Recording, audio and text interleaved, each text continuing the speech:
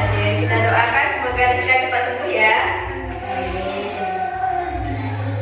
Rosa, Sylvia. Oke. Baik adik-adik sekalian, sebelum kita memulai pembelajaran, silakan ibu bersihkan dulu sampah-sampah yang ada di bawah meja dan bangkunya. Oke, kemudian rapikan meja dan kursinya ya. Oke, sudah ya, sudah lebih bersih ya. Nah, baik adik-adik sekalian, sedikit ibu mengulas kembali pembelajaran kita minggu kemarin. Nah, siapa yang masih ingat apa pembelajaran kita minggu kemarin?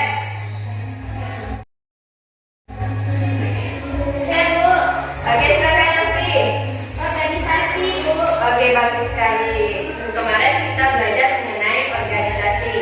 Nah, siapa yang masih ingat apa itu organisasi? Ya, Bu. Oke, silakan Sylvia. Kumpulan satu orang atau lebih yang saling bekerja sama, Bu. Oke, benar sekali Sylvia. Terima kasih Sylvia. Nah, jadi organisasi adalah perkumpulan sejumlah orang atau sekelompok orang pada wadah tertentu yang saling bekerja sama untuk mencapai suatu tujuan tertentu. Nah, selanjutnya ibu kemarin juga membahas mengenai unsur-unsur organisasi. Siapa yang masih ingat apa aja unsur-unsur organisasi yang pertama? Adanya Silakan katakan ya, Ibu. Siapa? saya, Bu. Oke, silakan nanti. Adanya tujuan, Bu. Oke, bagus sekali. Siapa lagi? Unsur yang kedua. Saya, Bu. Oke, silakan Sylvia. Proses kerja sama sedikitnya antara dua orang atau lebih, Bu. Oke, bagus sekali. Siapa lagi? Unsur yang ketiga. Saya, Bu. Silakan Rosa. Jelas tugas dan kedudukannya. Oke, bagus sekali Rosa. Siapa lagi unsur yang keempat? saya, Bu. Iya, silakan Aisyah. Adanya wadah dan bekerja sama. Oke, bagus sekali. Terima kasih Aisyah. Nah, jadi itu ada unsur-unsur organisasi yang seperti yang Ibu jelaskan tadi. Ada 4 unsur organisasi ya. Yang pertama adanya wadah atau tempat untuk bekerja. Yang kedua adanya proses kerjasama sedikitnya 2 orang atau lebih. Yang ketiga yaitu adanya tugas yang tanggung jawab. Dan yang keempat yaitu adanya tujuan yang kita capai. Nah, itu dia unsur-unsur organisasi. Nah, terkait pembelajaran kita minggu kemarin, ada yang ingin ditanyakan atau ada yang belum memahaminya? Oke, tidak ada? Oke, nampaknya tidak ada ya. Ibu rasa semuanya sudah paham ya pembelajaran kita minggu kemarin. Nah, baik adik-adik sekalian, Ibu akan menayangkan sebuah gambar. Di gambarnya, silakan anak ibu perhatikan. Nah, dari gambar tersebut, apa yang terpikirkan oleh anak ibu? Itu gambar apa? Pemimpin, Bu. Pemimpin yang berdiskusi. Oke, bagus sekali. Siapa lagi? Saya, Bu. Ya, silakan Rosa. Apa, Bu? Oke, bagus sekali. Jadi, dari gambar tersebut, kita ibaratkan ya. Kita ibaratkan organisasi yang telah kita bahas itu sebuah mobil. Nah, karena kita telah mempelajari apa itu konsep dari mobil ya, kita ibaratkan dari organisasi itu adalah sebuah mobil. Karena kita sudah mengetahui apa itu mobil, kemudian unsur-unsur mobil. Nah, agar mobil itu dapat berjalan ke arah atau titik tujuan tertentu, dia membutuhkan seorang supir. Seorang supir yang akan menjalankan mobil tersebut agar sampai ke tujuan tertentu. Nah, jika kita ibaratkan dalam sebuah organisasi, sopir itu kita sebutkan seperti apa? Siapa yang tahu? Ya, silakan Sylvia. Pemimpinnya, Bu. Oke, benar sekali. Bagus ya Sylvia. Kita untuk Sylvia. Oke, bagus ya. Jadi, topik kita sekarang yaitu membahas mengenai kepemimpinan dalam organisasi. Nah, jadi tujuan pembelajaran kita hari ini ada 4 ya. Yang pertama, yaitu siswa mampu mengetahui pengertian kepemimpinan dan pemimpin dalam organisasi. Yang kedua, yaitu siswa mampu menjelaskan unsur-unsur kepemimpinan. Dan yang ketiga, yaitu siswa dapat menganalisis dan memahami pentingnya kepemimpinan dalam organisasi. Dan yang keempat, yaitu siswa dapat menjelaskan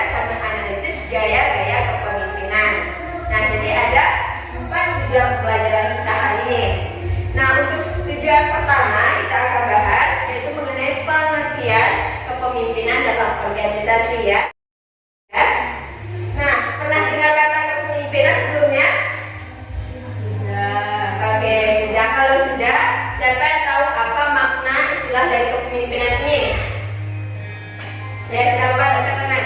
Silakan Sofia. Memberikan perintah. Oke, bagus sekali. Siapa lagi? Silakan Aisyah. Orang yang bersikap sebagai pemimpin. Oke, bagus sekali. Siapa lagi? Saya Bu. Oke, silakan Elvi. Orang yang mempengaruhi dalam organisasi. Oke, bagus sekali. Jadi itu adalah makna dari istilah kepemimpinan. Nah, dari kepemimpinan itu adalah kemampuan mempengaruhi, mengajak, memberikan perintah kepada sekelompok orang untuk bertindak sesuai dengan yang diarahkannya dalam mencapai suatu tujuan tertentu. Itu adalah pengertian dari kepemimpinan. Selanjutnya ada yang dikenal dengan istilah pemimpin. Siapa yang tahu apa itu pemimpin? Oke, silakan Sofia. Sama Bu, orang yang memberikan perintah. Oke, benar sekali, bagus ya. Jadi, pemimpin adalah orang yang mempunyai kemampuan kepemimpinan. Yang mana kemampuan kepemimpinan? Yaitu kemampuan mempengaruhi, kemampuan mengajak, kemampuan memberikan perintah kepada sekelompok orang untuk bertindak sesuai dengan tujuan yang diharapkan dalam suatu organisasi. Nah, ini ya pengertian kepemimpinan, kemampuan mempengaruhi, mengajak, mendorong, memotivasi, bahkan adanya tindakan pemaksaan terhadap seseorang atau sejumlah orang dalam mencapai suatu tujuan tertentu. Nah, selanjutnya apa yang dimaksud dengan kepemimpinan dalam organisasi? Jadi, anak-anak sekalian, kepemimpinan dalam organisasi adalah kemampuan seseorang yang memiliki kewenangan dalam organisasi yang mampu mempengaruhi, mengajak, mengambil keputusan, dan mendorong bawahannya untuk bekerja sama dalam mencapai suatu tujuan organisasi. Itu dia pengertian dari kepemimpinan dalam organisasi. Sampai di sini semuanya sudah paham tentang pengertian? Paham. Oke, kita lanjutkan ya. Indikator pembelajaran kita yang kedua yaitu unsur-unsur kepemimpinan. Nah, unsur-unsur kepemimpinan ini ada 5. Yang pertama yaitu adanya pemimpin. Kepemimpinan dapat dikatakan sebagai adanya kepemimpinan dalam suatu organisasi. Dia harus mempunyai orang yang dapat mempengaruhi atau orang yang dapat memiliki kemampuan kepemimpinan, yaitu seorang pemimpin. Nah, kemudian yang kedua, unsur kedua yaitu adanya pengikut, yaitu orang yang mau diarahkan atau orang yang mau dipengaruhi dalam organisasi tersebut. Siapa yang mau dipengaruhi? Untuk bawahannya ya. Kemudian yaitu adanya kewenangan dan kekuasaan. Seorang pemimpin dalam organisasi dia harus mempunyai kewenangan atau kekuasaan dalam mengambil keputusan dalam organisasi. Nah, yang keempat yaitu adanya sikap dan perilaku. Seorang pemimpin yang baik harus mempunyai sikap dan perilaku kepemimpinan.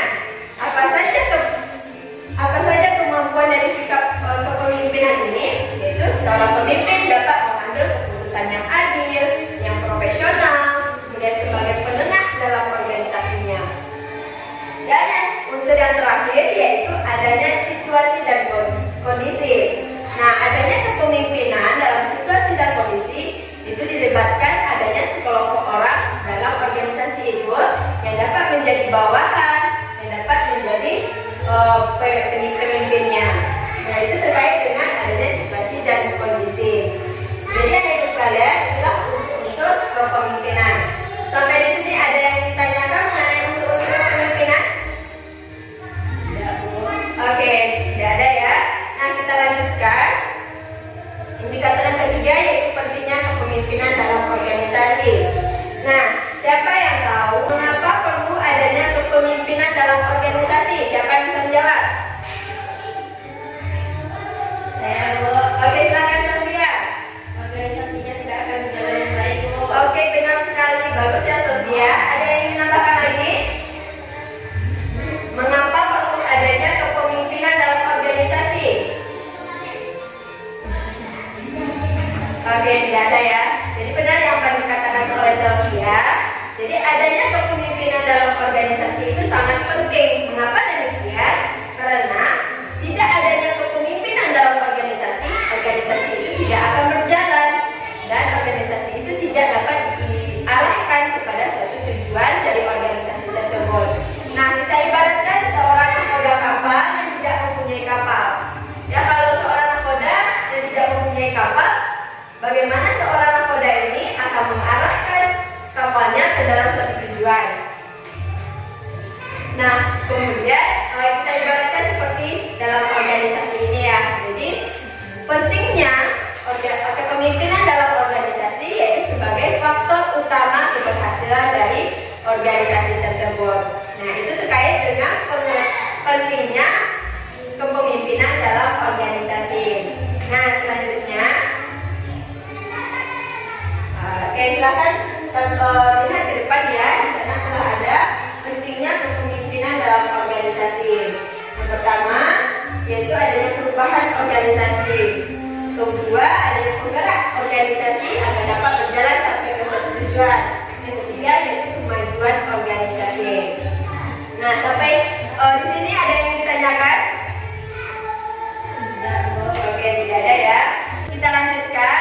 Indikator yang keempat yaitu gaya kepemimpinan. Ada dua gaya kepemimpinan ya. Yang pertama adalah gaya kepemimpinan otoriter dan gaya kepemimpinan demokratis. Nah, untuk pembahasan secara mendalam mengenai kedua gaya kepemimpinan ini, Ibu minta kepada anak ibu sekalian silahkan membentuk dua kelompok ya. Nah, untuk pembagian kelompoknya biar dibagikan. Silakan kelompok 1 Setia, Rosa, kelompok 2 Elvi, Aisyah dan Melati ya. Oke, silakan bentuk kelompoknya. Ceritanya dengan rapi ya, untuk membentuk sebuah kelompok.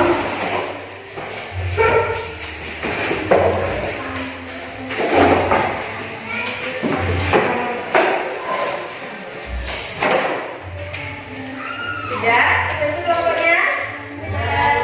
Nah, di sini Ibu akan memberikan lembaran tempat hasil diskusinya. Ya, ini untuk kelompok 1, ini untuk kelompok 2.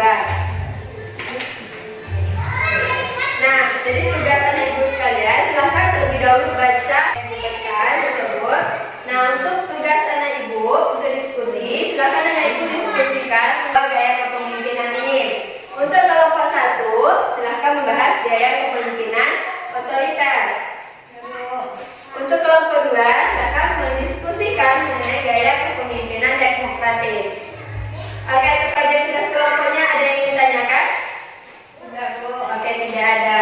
Nah, setelah anak ibu diskusikan bersama teman kelompoknya, nanti setelah diskusi, ibu akan minta perwakilan kelompok untuk menyampaikan hasil diskusinya ke depan kelas.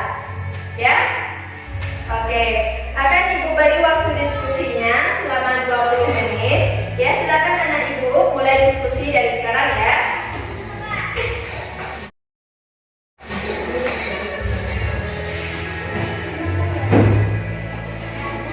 Untuk kelompok 1 ada masalah dalam diskusinya?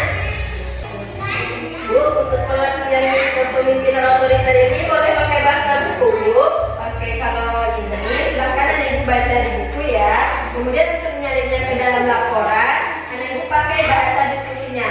Pakai pendapat sendiri ya. Oke, Pak. Oke, Pak. Silakan lanjutkan diskusinya. Untuk kelompok 2 ada yang ditanyakan? Ada masalah dalam diskusinya?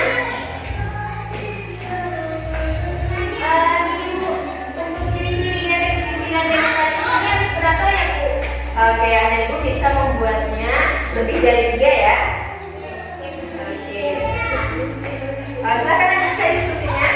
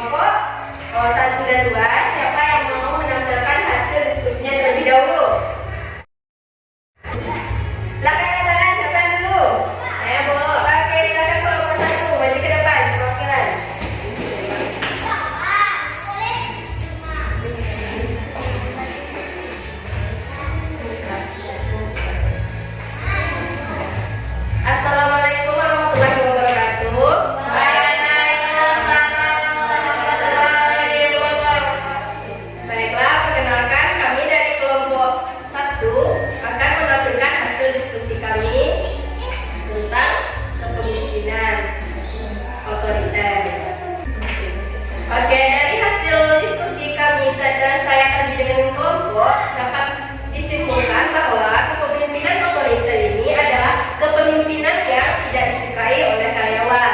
Yang mana dalam kepemimpinan ini, pemimpinlah yang melaksanakan atau mengendalikan seluruh aktivitas dari kantor tersebut.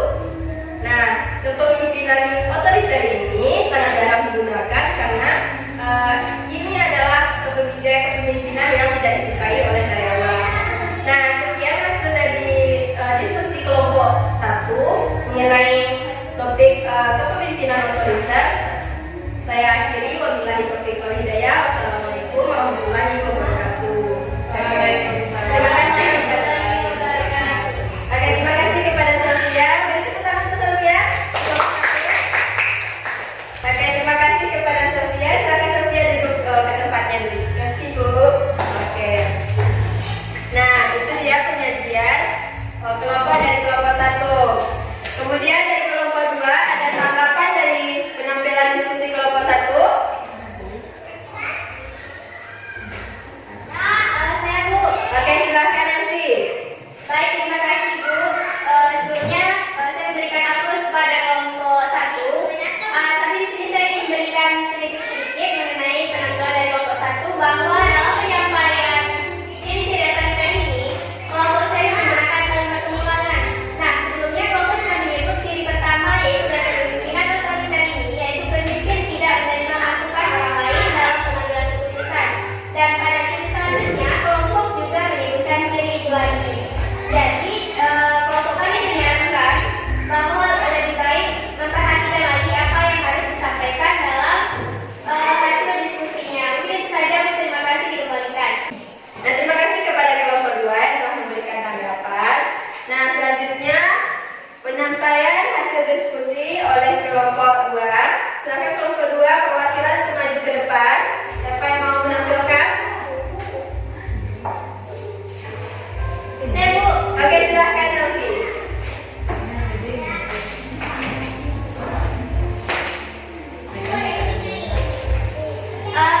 Baiklah, Assalamualaikum warahmatullahi wabarakatuh.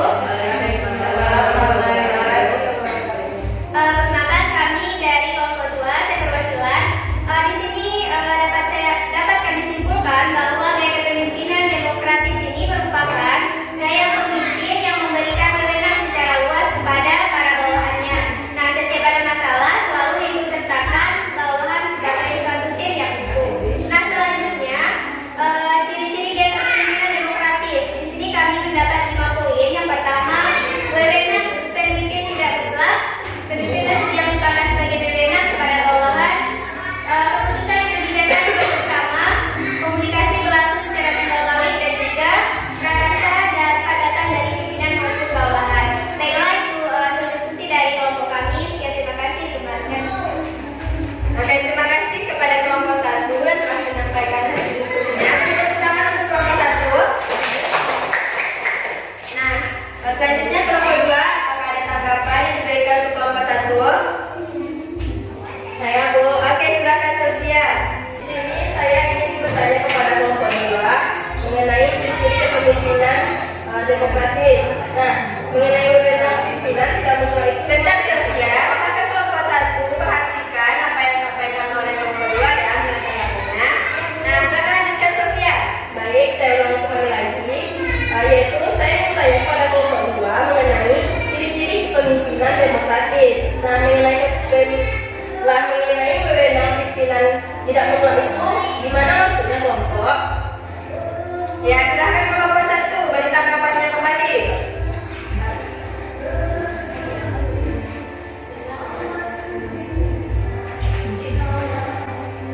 Baiklah, kami akan menanggapi dari kelompok 1 yang mana pertanyaannya tadi sudah dilontarkan. Di sini kami menanggapi bahwa wewenang pimpinan itu tidak mutlak. Ini maksudnya pemimpin itu tidak menggunakan wewenangnya untuk diri sendiri atau kekuasaan dalam pengambilan keputusan. Akan tetapi pemimpin itu lagi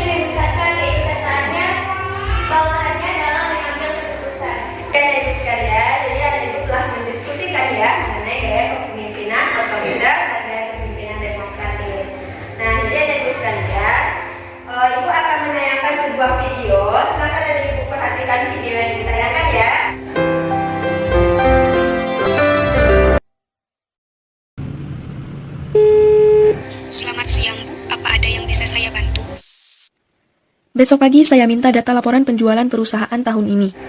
Antarkan ke ruangan saya. Terima kasih. Baik, Bu. Silahkan masuk. Selamat pagi, Bu. Ini data laporan penjualan pada tahun ini. Terima kasih. Silahkan duduk. Saya akan memeriksa laporannya terlebih dahulu. Baik, Bu. Apa-apaan ini? Kenapa penjualan perusahaan kita tahun ini menurun drastis? Mohon maaf, Bu. Penjualan tahun ini menurun dikarenakan kondisi wabah COVID-19, sehingga permintaan pasar menurun. Baik. Oleh karena itu, kasih tahu HRD dan semua manajer, nanti pukul 1 siang kita akan mengadakan meeting. Baik, Bu. Selamat siang semuanya. Langsung saja dikarenakan penjualan perusahaan kita menurun drastis, saya telah membuat aturan baru yang harus dipatuhi oleh semua karyawan dan berlaku mulai Senin depan. Peraturan barunya yaitu, yang pertama, karyawan wajib hadir 30 menit sebelum jam kerja. Yang kedua, karyawan hanya boleh 2 kali izin dalam 1 bulan. Yang ketiga, karyawan wajib lembur 2 jam selama 3 hari dalam 1 minggu. Apakah dapat dipahami? Maaf Bu, saya tidak setuju dengan peraturan karyawan wajib hadir 30 menit sebelum jam kerja, dikarenakan jalanan suka macet. Sudah berapa banyak karyawan yang telat kemarin-kemarin? Seharusnya Anda sebagai HRD lebih tegas lagi kepada karyawan. Apakah ada yang ditanyakan lagi? Apabila tidak ada yang ingin ditanyakan lagi, setelah ini kasih tahu semua karyawan mengenai aturan baru. Meeting kali ini dicukupkan sekian. Terima kasih.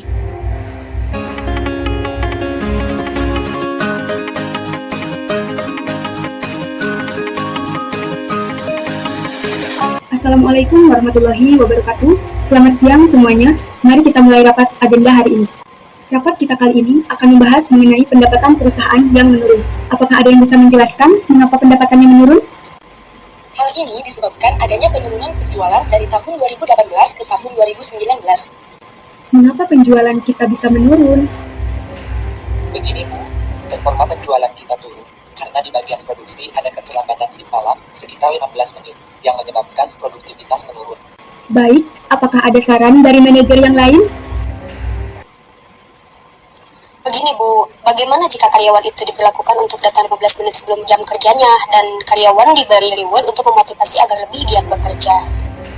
Baik, saran yang bagus. Menurut manajer SDM, reward yang pantas diberikan itu seperti apa?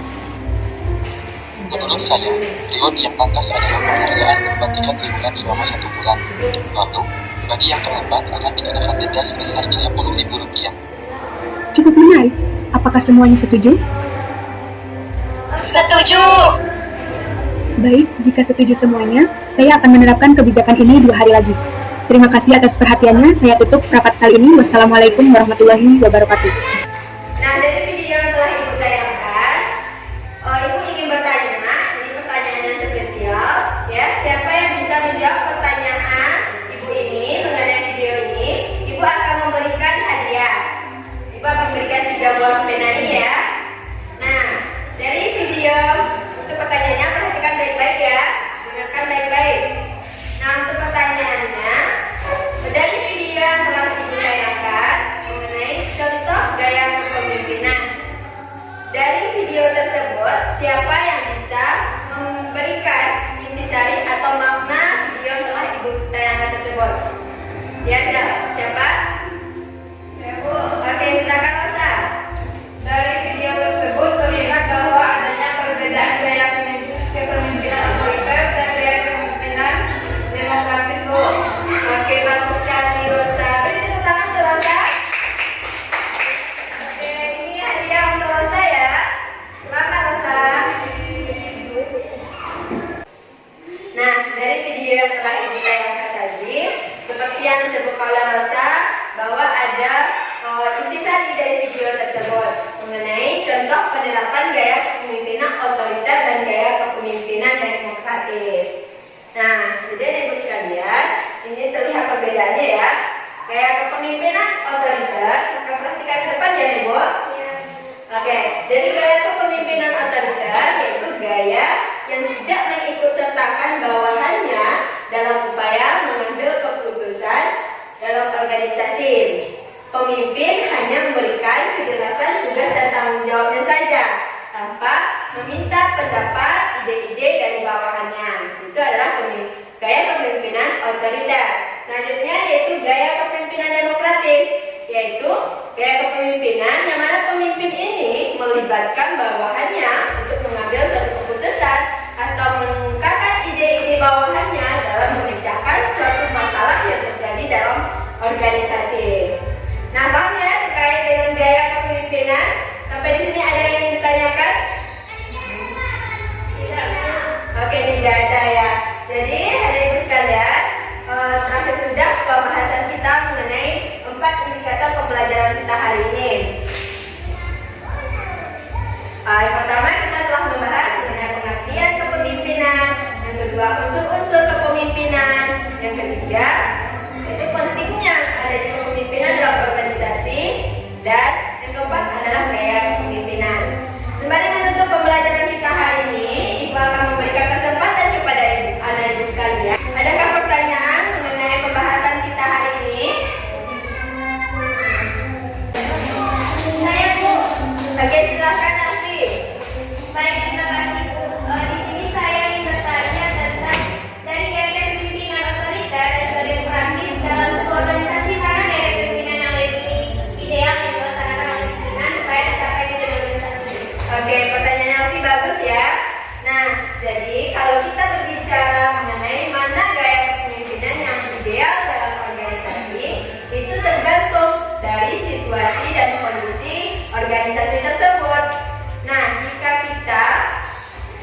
Jika pemimpin harus menggunakan gaya kepemimpinan otoriter apabila dalam situasi dan kondisi yang krisis, ya, di mana pemimpin ini harus tegas dan harus ketat terhadap bawahannya agar bawahannya ini dapat menjalankan tugasnya dan tugas dan tanggung jawabnya.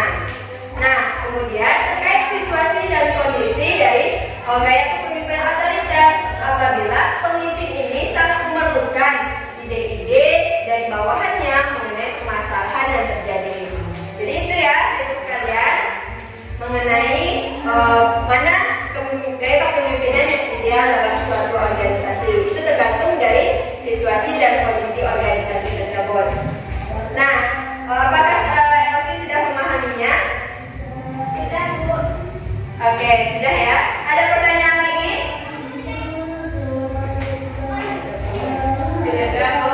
Oke, kalau tidak ada ya. Nah, kalau tidak ada, silakan anak-ibu kembali ke tempat bangkunya masing-masing ya.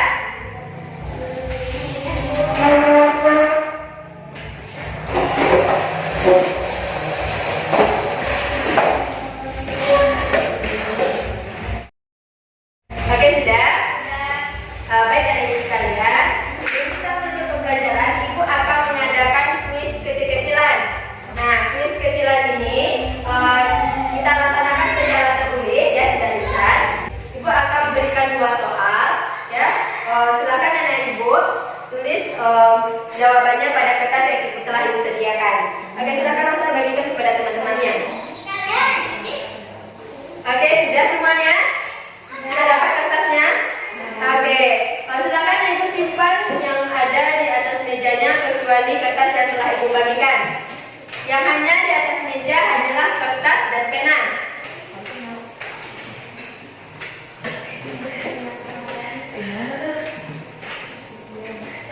Oke, sudah? Nah, itu pertanyaannya, dengarkan baik-baik ya. Pertanyaan yang pertama, yaitu sebutkan beberapa sikap yang harus dimiliki oleh seorang pemimpin. Ibu ulangi kembali pertanyaannya. Silakan sebutkan beberapa sikap pemimpin dalam organisasi. Kemudian pertanyaan yang kedua, sebutkan masing-masing kelemahan dan kelebihan dari gaya kepemimpinan otoriter dan gaya kepemimpinan demokratis. Ibu ulangi lagi, sebutkan masing-masing kelemahan dan keuntungan dari kedua gaya kepemimpinan, baik otoriter maupun demokratis. Oke, sudah Ibu? Oke, silakan anak ibu jawab. Akan ibu beri waktu untuk menjawabnya selama 10 menit.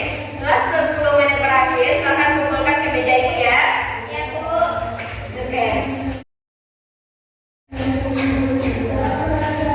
Oke, karena waktu ditulisnya sudah habis, silakan ibu kumpulkan ke depan. Perwakilan saja, silakan bisa kumpulkan kembali.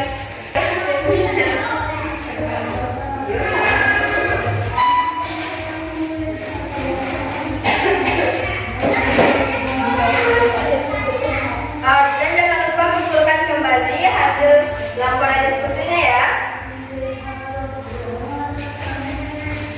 Oke, sudah ya. Nah, untuk penilaian akan diberikan nanti. Jadi anak-anak sekalian, itulah pembahasan kita hari ini mengenai kepemimpinan dalam organisasi. Nah, mari kita menutup pembelajaran kita hari ini. Siapa yang bisa menyimpulkan pembelajaran kita hari ini mengenai kepemimpinan dalam organisasi?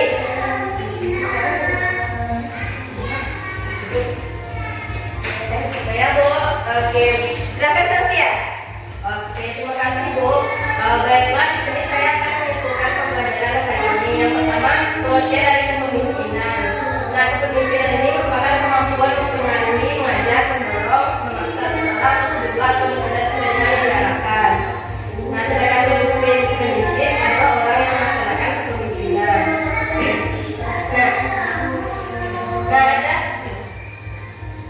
Ada beberapa unsur, yaitu ada 5: pemimpin dan pengikat. Baiklah, itulah kesimpulan dari saya. Kembalikan kepada Ibu. Oke, terima kasih Sylvia. Beri tepuk tangan untuk Sylvia.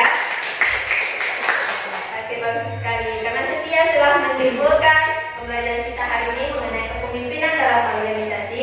Jadi perlu diingatkan ya Ibu, kepemimpinan dalam organisasi itu adalah orang yang memiliki kemampuan mempengaruhi, mengajak, memberikan perintah, mengambil keputusan dalam organisasi. Nah, untuk pembahasan secara mendalam topik kita hari ini, Ibu akan memberikan tugas. Silakan anak Ibu buka bukunya halaman 25. Sudah? Oke, di sana ada beberapa soal tentang kepemimpinan dalam organisasi. Silakan anak Ibu kerjakan tugasnya pada buku tugasnya ya. Kemudian Selasa besok kumpulkan ke meja Ibu sebelum pembelajaran kita dimulai. Paham? Oke. Baik anak Ibu sekalian, karena kita telah mempelajari kepemimpinan dalam organisasi, untuk minggu besok kita akan mempelajari mengenai interaksi dalam organisasi. Nah, kepada anak Ibu sekalian, silakan baca bukunya di rumah mengenai topik pembelajaran kita minggu besok, yaitu interaksi dalam komunikasi. Dan jangan lupa baca juga pembelajaran kita hari ini, ulas-ulas kembali pembelajaran sebelumnya. Paham? Oke. Nah, karena waktu pembelajaran kita sudah habis, Ibu tutupi pembelajaran kita hari ini. Semoga apa yang telah Ibu sampaikan anak Ibu bisa memahaminya ya. Nah, akhir kata Ibu tutupi pembelajaran kita hari ini dengan membaca Wassalamualaikum warahmatullahi wabarakatuh.